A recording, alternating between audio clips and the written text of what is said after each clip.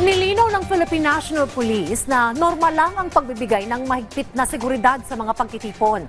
Kasunod ito ng pagkalat ng memo para sa mga pulis na nagbigay seguridad sa isang campaign rally. Yan ang ulat ni Ryan Lesigas. Sinasabi po ni Chief PNP na ang bawat miyembro ng PNP ay magiging apolitical. Matindi ang magiging parusa. Ang unang-una po ay habang iniimbestigahan yung non-promotion at pangalawa po yung dismissal from the service. Matindi po yung mga kaparusahan na yan, lalong ikaw ay isang career officer o career, kahit na ikaw ay non-officer ka po. Covert operation at hindi pagkiling sa isang kandidato. Ito ang paglilinaw ng Philippine National Police o PNP matapos kumalat ng isang memorandum para sa mga pulis na nagbigay seguridad sa nakalipas na campaign rally ng alyansa sa Bagong Pilipinas sa Carmen, Davao del Norte. Ayon kay PIO Chief Police Colonel Randolph Tuanyo, camouflaging ang tawag sa ginawa ng mga tauhan ng Davao City Police Office. Isinasagawa daw ito ng mga pulis sa malalaking pagtitipon upang hindi sila mapansin. Sinabi pa ni Colonel Tuanyo, estratehiya ng Police Regional 11 ang pagsuotin ng pula ang mga pulis sa naturang pagtitipon. Ang ibig po sabihin nung kaya po sila ng pula, ang tawag po dyan sa intelligence operations, camouflaging.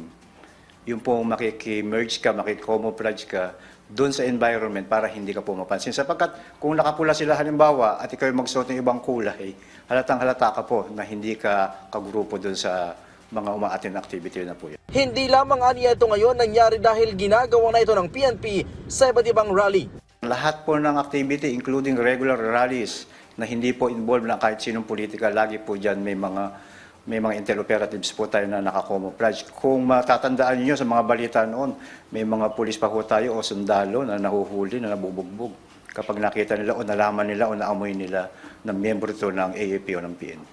Iniimbestigahan na ngayon ng PNP kung sino ang nagpakalat ng naturang memo. Sa kabila nito, tiniyak naman ni Tuanyo na nananatiling apolitical at non-partisan ang mga pulis. Payo ng PNP, huwag nang pagpasapasahan ng dokumento dahil nagdudulot ito ng misinformation sa mga sibilyan. Nauna nang nilinaw ng Davao City Police Office na totoo ang naturang memo, pero kanilang binigyan diin na bahagi iyon ng kanilang standard security measures.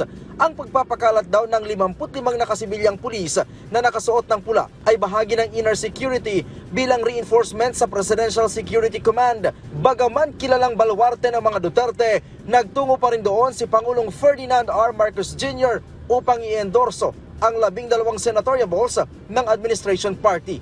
Nananatili naman daw na maayos ang nagpapatuloy na campaign period sa buong bansa. Samantala, tuloy naman ang pag-akyat ng bilang ng mga naarestong individual sa pinatutupad na nationwide gun ban. Sa pinakahuling datos na inilabas ng PNP, nakasaad dito na umakyat na sa 971 ang naaresto mula sa mga inilatag na checkpoints at iba pang operasyon ng PNP.